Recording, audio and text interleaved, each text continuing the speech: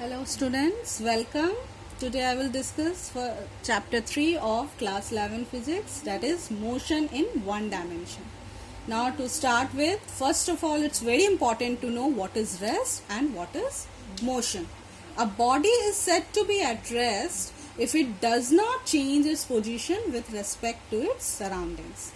Motion. A body is said to be in motion if it changes its position with respect to its surroundings.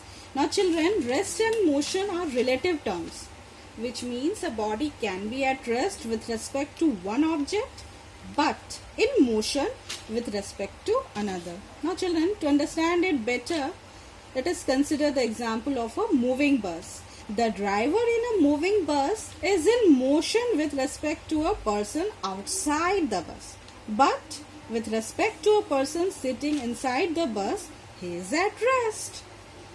Now children, to study about the state of rest or motion of a particle, first we should specify its position, and for that we consider Cartesian coordinate system.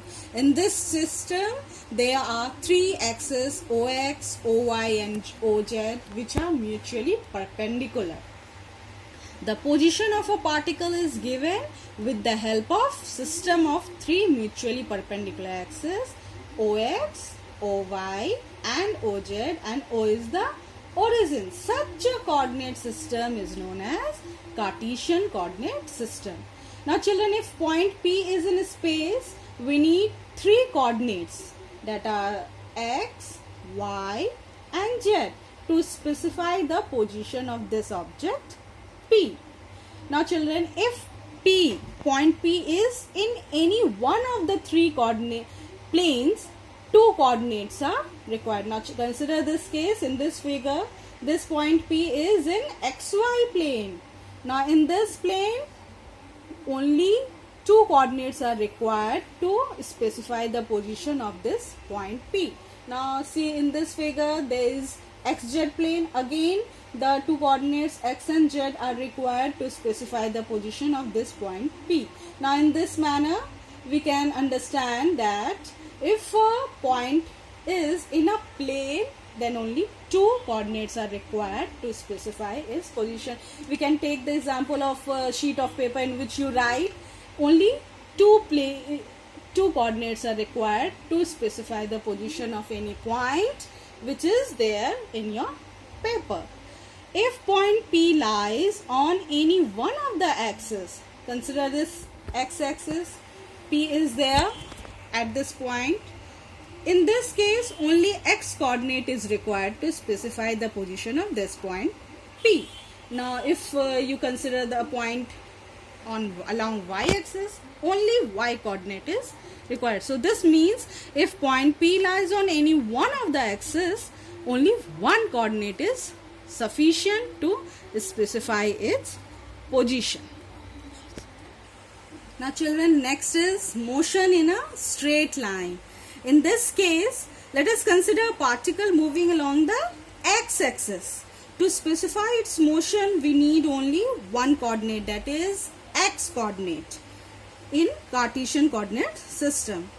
Let us suppose its position changes to x1 or x2 after some time. Since it moves along x-axis only, its y and z coordinates will not change. So the motion of a particle is said to be one-dimensional if it moves along a straight line. This motion is also called translatory motion. So when a body is moving along a straight line, that motion is known as one-dimensional motion or translatory motion. Now what are the important points of one-dimensional motion, children?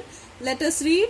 Only one coordinate is needed to specify the change of position of the particle with time. First of all, it's very important to know that only one coordinate, when a body is moving along a straight line, only one coordinate is needed for specifying its position.